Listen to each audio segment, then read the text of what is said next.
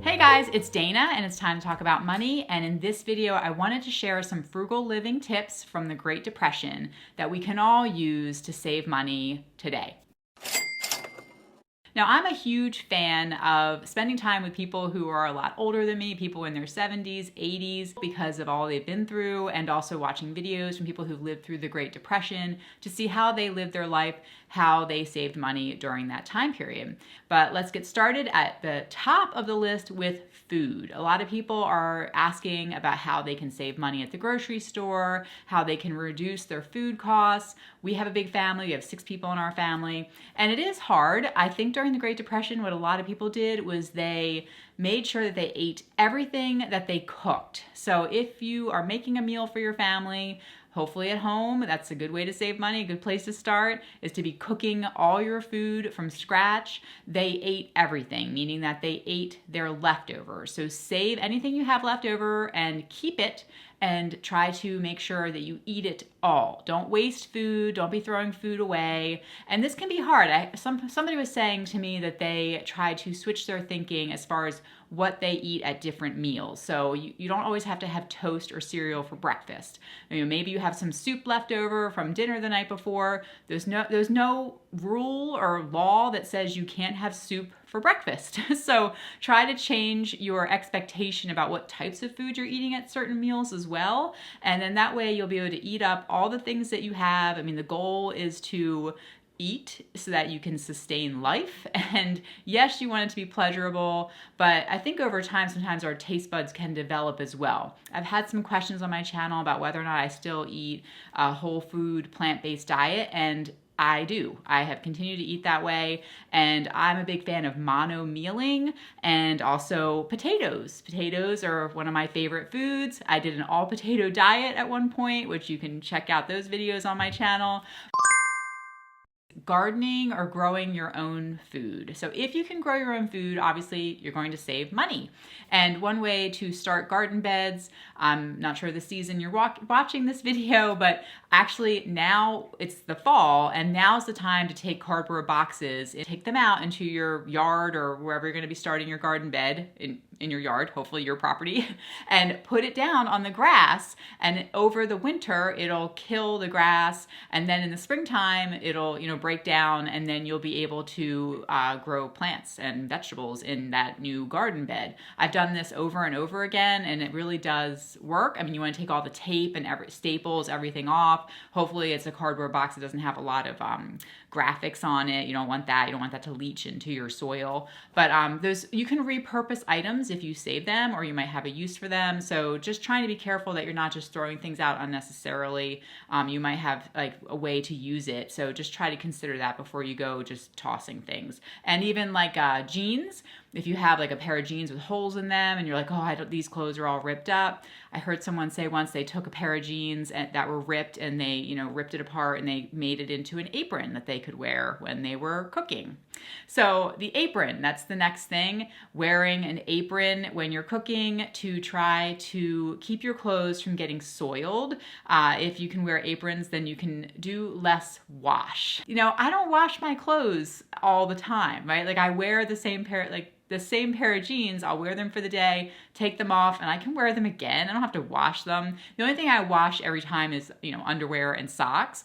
But like if I haven't like sweated a lot or been doing a lot of work in like the shirt or the cardigan or the jeans, then you don't need to necessarily wash it every time. You can just hang it up, and so that'll save you some money if you're not constantly washing clothes unnecessarily, especially with kids. Sometimes they put something on and they wear it for an hour, it comes off and gets thrown on the floor. Like, is that really dirty? Does that need to be washed again? Maybe it does. With kids, you never know, but like it might not need to be. So just consider that you might be doing more laundry than really is necessary.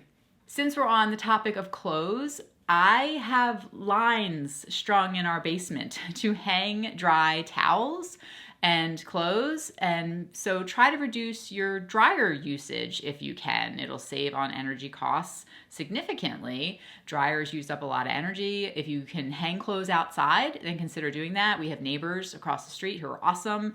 They always have clothes hanging out even in the winter, and I love it. I think it's, I mean, I know some people think that's an eyesore, or you might live in an HOA neighborhood that does not allow that outside, but perhaps you can get a drying rack that you can put things on inside the house.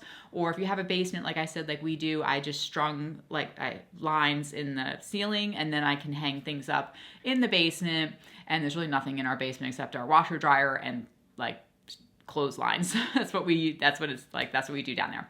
And but if you can hang dry your clothes, air dry them, it will help reduce those energy costs with your dryer. Next is to repair, don't replace. We have a kind of newish refrigerator that came with our house when we bought the home. It was just like maybe 3-4 years, and it just stopped cooling, you know, like a year after we bought the house. And I was like, oh, the refrigerator's broken. Oh my gosh, you know, it's so expensive. I don't want to buy a new refrigerator.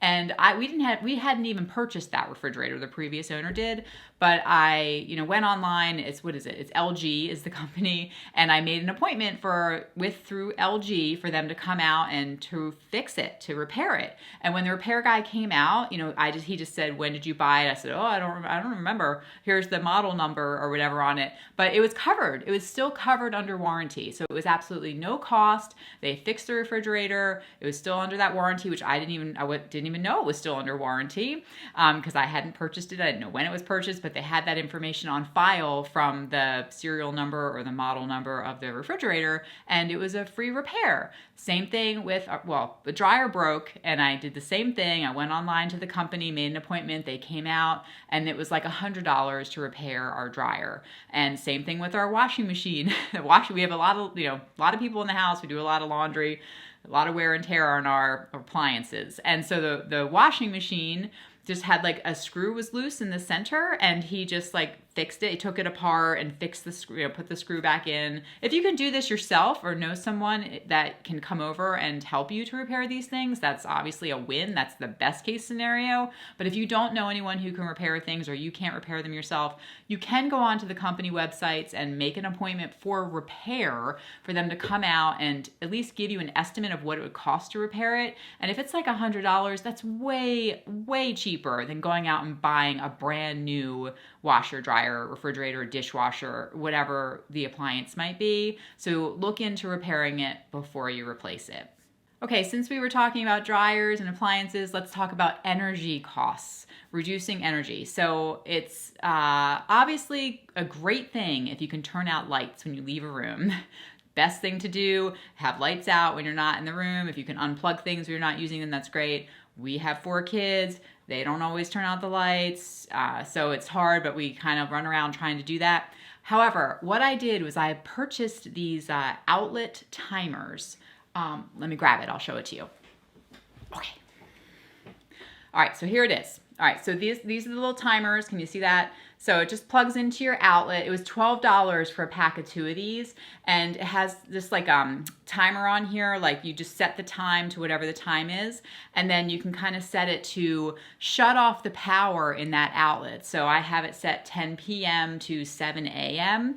So then the power in the outlet, like if I have something plugged in that outlet, you know, like lights or I don't know, chargers or something that I know, like, or I don't know, just something that you don't need, TVs, I don't know what, but you can set your outlet to automatically just shut off the power with this thing. So then that way it'll help you reduce the energy, because if your kids or somebody, just your husband, your wife, whoever, you know, is the culprit in your family that leaves things on and forgets to turn them off, or even just like phantom power, yes, this would take some power, you know, because it's obviously plugged in, but if you just want things to be kind of disconnected while you're sleeping at night, then you can use one of those timers and it'll help, because then you know that it'll just set it so that power is off during the sleeping hours, or, you know, whatever time you want to set it to. If you're all out of the house during the day at school or work, you can have it so that the power is just not going to function during that time.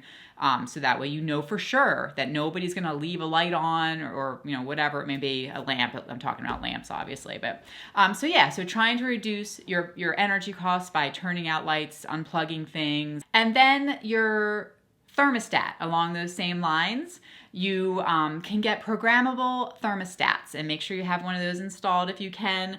Your heating company will probably do it for you. Actually, they have done it for us for free in the past, where I have said, you know, this thermostat's really old, it's hard, and the guy who was out was like, all right, well, I'll just put a new one in here for you that's inefficient or whatever, and they replaced it, and I had a, you know, nice programmable thermostat, so you can program it to lower your heat, or if you have air conditioning in the summer, you can, at certain times, like when you're sleeping at night, you don't need it to be quite as warm, you can lower the temperature during the nighttime hours. That'll save you money.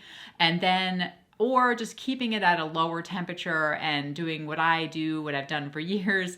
I try to get the kids to do that. We all have robes, or what I call a house coat, during the winter months, where you can kind of wear I love wearing a robe around the house.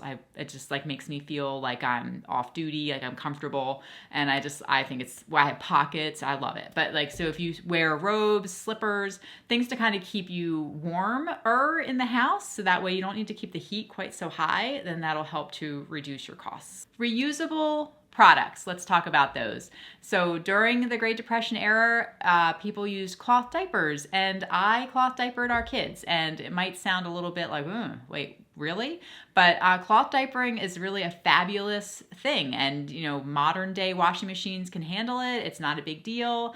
And so if you have little children, look into cloth diapering. It will save you money versus disposable diapers. Also, there are cloth menstrual pads that you can use if you are a woman, and I cannot tell you how much money I have saved over the years with that. It's unbelievable. And I think I have a couple videos about cloth pads on my channel, but it's been a really long time. I've got 2 daughters, and I think it is so much healthier. I mean, I research and read stuff by toxicologists, and I just think that if you're using disposable tampons, there are so many chemicals in there, not to mention the expense, and it's really not good for you health-wise. And I just have been not a fan of putting chemicals up against my body in that way. So since we were talking about cloth pads and cloth diapers, let's talk about some cleaning products. So you can purchase vinegar and baking soda. I do a lot of cleaning with just vinegar and baking soda. I think, again, it's healthier, a lot cheaper than buying all these pricey, fancy cleaning products. I've had some people commenting on my channel that they just use baking soda to wash under their armpits because they have, you know, some kind of skin conditions, and it's better for them. And so there's definitely ways to just use the more natural, inexpensive household items as cleaning products, and they work sometimes better than the expensive ones that you're buying.